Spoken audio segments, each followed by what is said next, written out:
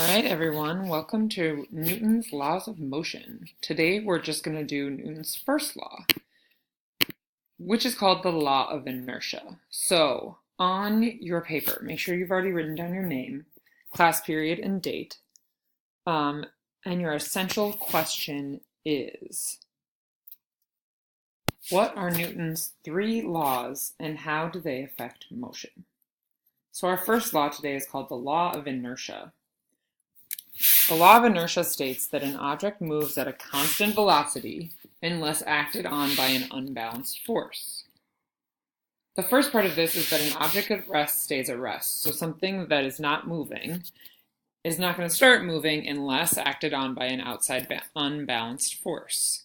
Same thing with an object that's in motion. That's also going to stay in motion unless acted on by an outside unbalanced force. The second part of this law of inertia is that an object tends to resist any change in motion. So it doesn't want to change whether it's moving or not moving, how fast it's going, right? The idea here that you know about is the car stops, but you keep moving until the seatbelt stops you. So if your mom is driving and she has to stop really fast, your body goes forward because it was already moving until the seatbelt stops you. In this case, the seatbelt is the unbalanced force that's acting on your body to make you stop moving. Here's an example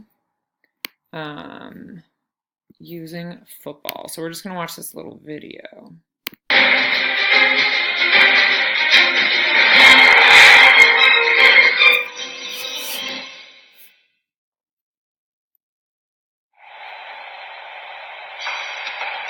Whether it's a running back breaking through the secondary or a wide receiver on a foot race for the end zone, most defensive players in the NFL have a single goal in mind: to get downfield as far and as fast as possible.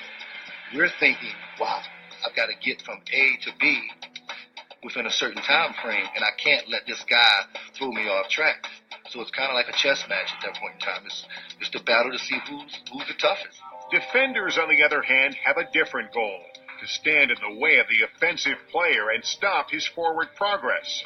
When you come in and making a tackle, you've got to come in and you've got to stop him right there on the dime. Who wins this epic battle between the ball carrier and the defender? Newton's first law of motion helps supply some answers. Newton's first law says that if an object is at rest, it requires an unbalanced force to make it not be at rest. Or similarly, if an object is in motion, it tends to stay in motion in a straight line at a constant velocity unless an unbalanced force acts on it. In football, we see unbalanced forces whenever one player exerts a force on another and causes him to change his direction and or speed. So imagine that a quarterback is just taking the snap from the center, and a lineman gets free from the opposing team and is coming from the other side. And when they collide, you can see an unbalanced force acting on the quarterback, driving him across the field in the direction of the charging lineman. That's about as unbalanced as it gets. In physics, a player's natural resistance to that unbalanced force is something called inertia. On the football field, you can think about inertia as being a running back who's already in motion, doesn't want to change the fact that it's already in motion. So it's going to take some external unbalanced force, i.e. a defensive player, to stop that running back.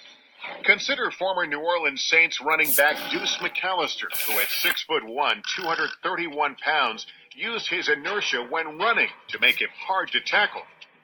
The size of the player is important to the concept of inertia because higher mass means more inertia. But a player's mass is different from his weight. Mass is a measure of how much matter an object has, while weight is a measure of how strongly an object's mass is attracted by gravity.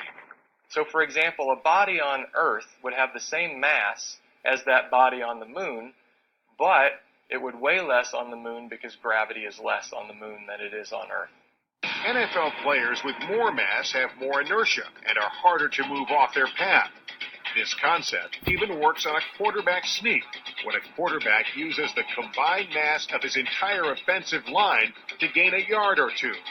If you've got an offensive line that can overpower the defensive line, that's just what you do. You get on their hip and you just fall and you just ride that wave forward. In the NFL, whenever players go head-to-head, it's Newton's first law of motion that helps determine who will win the battle of the gridiron.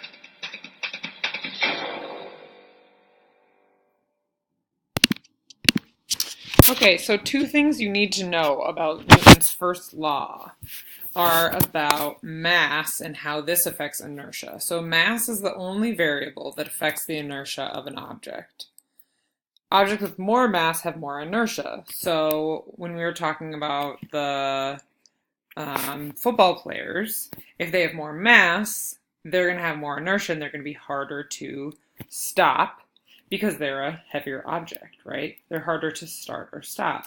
Same idea as it's harder to pick something up that is heavier, right? Because it's going to resist movement more than something that isn't as heavy.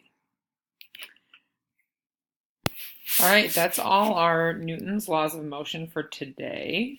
You're done with your notes. Go back to your Google Classroom assignment and make sure that you complete the rest of the assignment. If you didn't already do so, make sure your notes on gravity are finished and make sure that you did the Quizlet in 3 different ways. So you might do match and learn and quiz if you want to, however you want to do it, but make sure that you've done that as well. Have a great day.